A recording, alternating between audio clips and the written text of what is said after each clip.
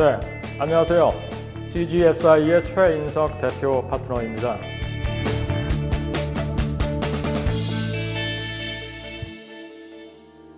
오늘은 여러분과 함께 MZ세대와 ESG에 대해 다뤄보겠습니다.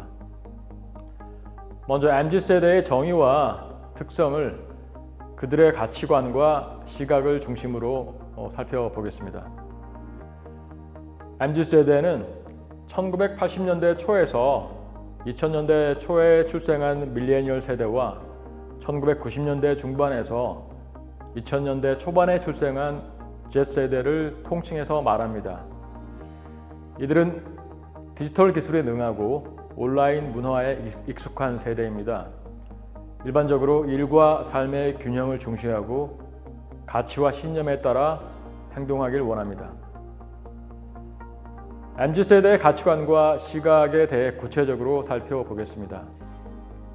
이 내용은 글로벌 컨설팅사인 딜로이트사가 2021년과 2020년에 MZ세대를 대상으로 실시한 설문조사 결과를 토대로 합니다. 우선 기업이 사회에 긍정적 영향을 준다고 답한 비율은 한국의 MZ세대 모두 절반 정도입니다.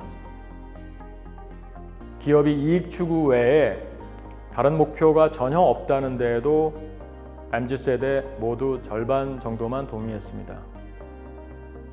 그런데 기업이 사회 전체보다 이익 추구에만 초점을 맞춘다는 데에는 한국의 밀레니얼 세대는 61%가 동의했고 Z세대는 74%가 동의했습니다. 기업이 사회에 영향을 준다는 것을 다수가 동의하진 않습니다. 오히려 기업이 사회보다 기업 이익에 더 신경을 쓴다고 생각하는 비율이 높습니다. 이 슬라이드는 2020년 설문조사 결과인데요. 가장 우려하는 이슈를 물었을 때 글로벌 MZ세대는 모두 기후변화와 환경보호를 꼽았는데 한국의 MZ세대의 경우 밀레니얼 세대는 소득 불평등과 부의 재분배, Z세대는 실업 문제를 꼽았습니다.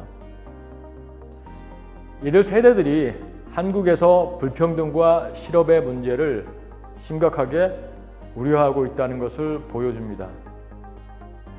그런 맥락에서 2021년 설문 중에 자신의 나라에서 부가 공평하지 않게 분배되고 있다는 설문에 대해서 한국의 밀레니얼 세대는 73%, Z세대는 76%나 그렇다고 응답했습니다. 이 비율은 글로벌 MZ세대에 비해 높게 나왔습니다. 환경 문제에 대해서는 글로벌 MZ세대와 마찬가지로 한국의 MZ세대도 기후변화를 역전시키고 환경을 회복시킬 수 있다는 생각이 더 강합니다. 이 설문조사의 핵심적인 메시지는 한국을 비롯한 전 세계의 MZ세대가 사회적인 이슈에 많은 관심을 유지하고 있고 기업과 정부가 사회 변화를 위해 노력해 주기를 바라며 사람과 사회를 더 우선시해 주기를 바란다는 것입니다. 이런 가치관이 소비에 적용되면 이른바 미닝 아웃과 가치 소비로 연결됩니다. 미닝 아웃이란 의미와 신념을 뜻하는 미닝과 정체성을 밝힌다는 커밍아웃이 결합된 단어입니다. 자신의 신념과 가치관을 반영하여 소비를 한다는 뜻입니다. 가치 소비 역시 자신이 가치를 부여하는 것에 소비를 한다는 것입니다. 해외이든 국내이든 MZ세대의 상당수는 가치 소비를 지향합니다. 그리고 환경에 대한 의식이 가치 소비에 연결되면 지속 가능한 상품을 더 찾게 됩니다. 이제 ESG의 시대입니다. ESG의 개념은 투자자가 기업 투자와 관련된 의사결정을 할 때 해당 기업의 재정적인 측면과 함께 환경, 사회, 그리고 거버넌스의 측면을 모두 고려한다는 것입니다. 환경적 측면은 기업이 사용하는 에너지와 배출하는 폐기물, 그리고 그것이 환경과 생명에 미치는 영향 등을 포함합니다. 사회적 측면은 지구원, 공급업체, 지역, 커뮤니티 등 기업의 주요 이해관계자들을 얼마나 잘 고려하는가입니다.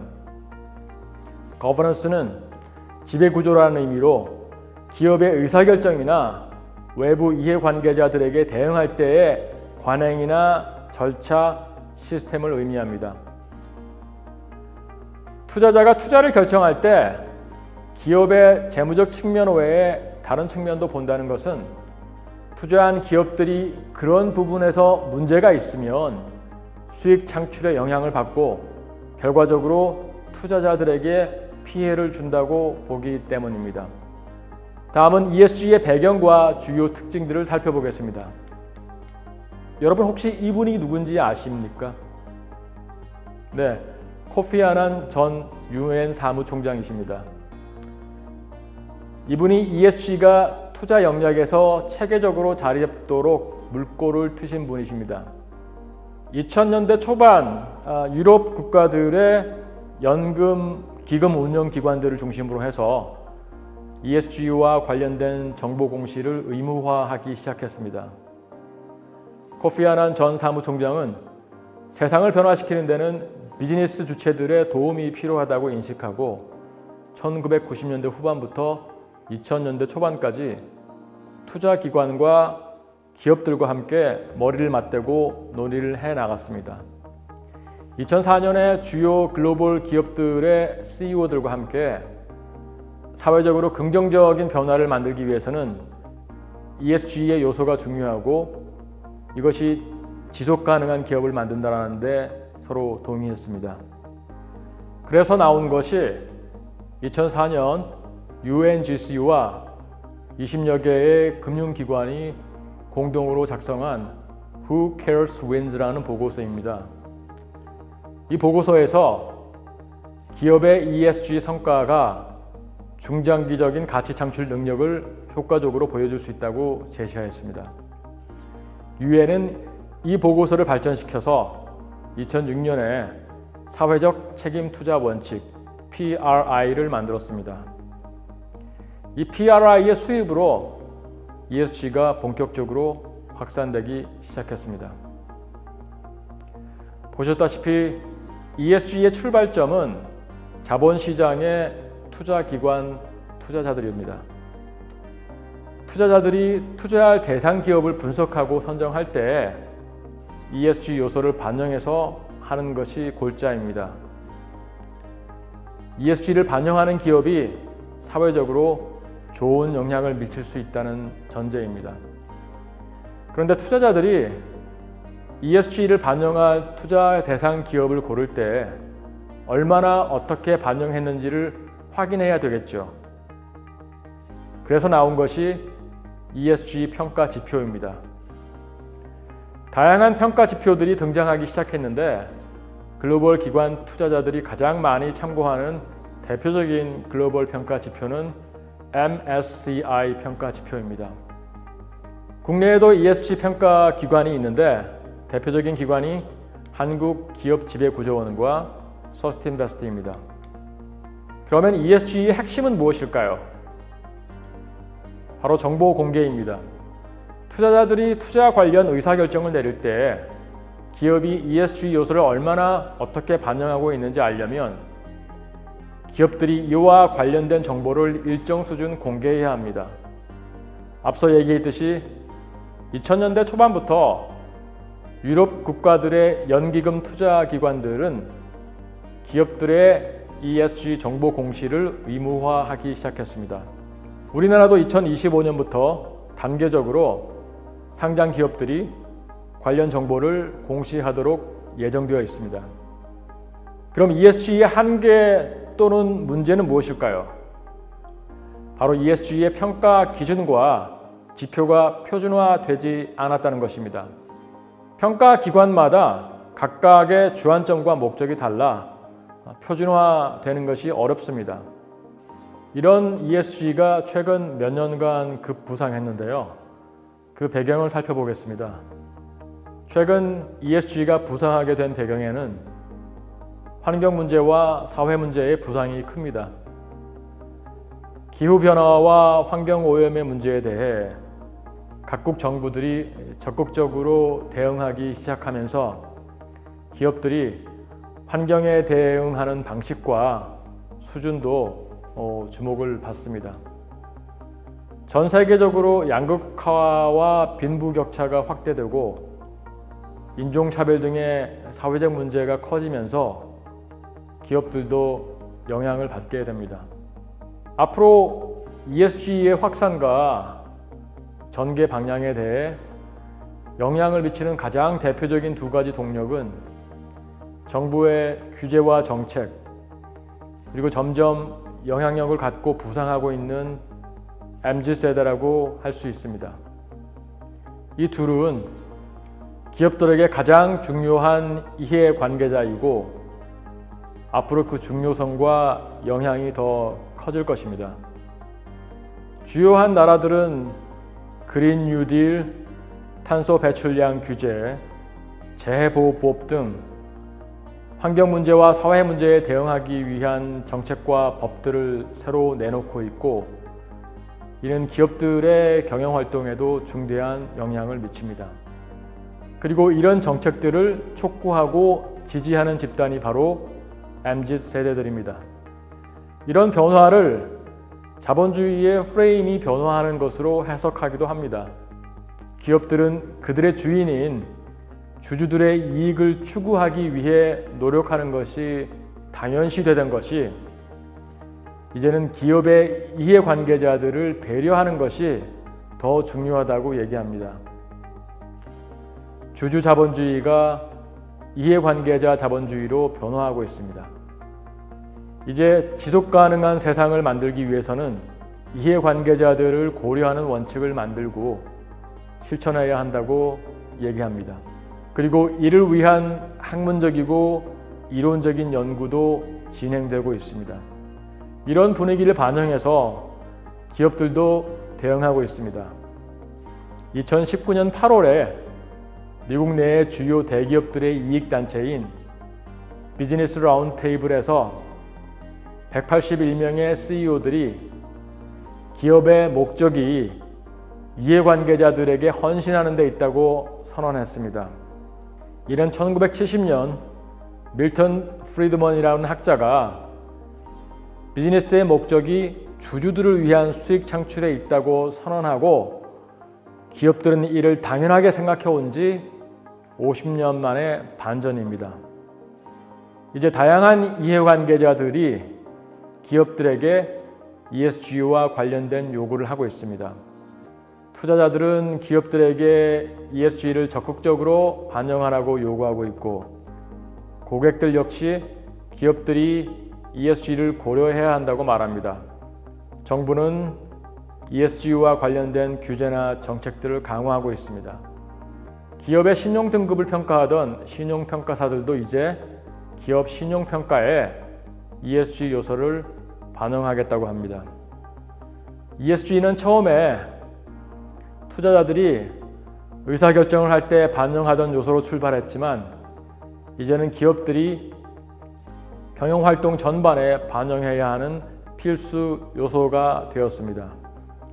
기업들은 이제 투자자들에게 우호적으로 평가받기 위해 ESG 평가 지표에만 신경을 쓰는 것이 아니라 다양한 이해관계자들의 요구에 맞추기 위해 경영활동의 다양한 측면에서 ESG를 고려해야 합니다.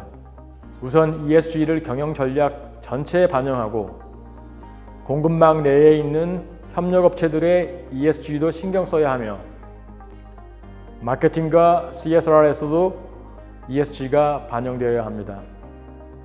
다음은 MZ세대가 기업의 ESG에 어떤 영향을 미치는지 살펴보겠습니다. 최근 대학생들의 ESG에 대한 관심과 의식을 조사한 결과를 통해 살펴보겠습니다. 현재 대학생들 가운데 2명 중에 1명이 ESG 경영에 대해 인식하고 있다고 응답했습니다.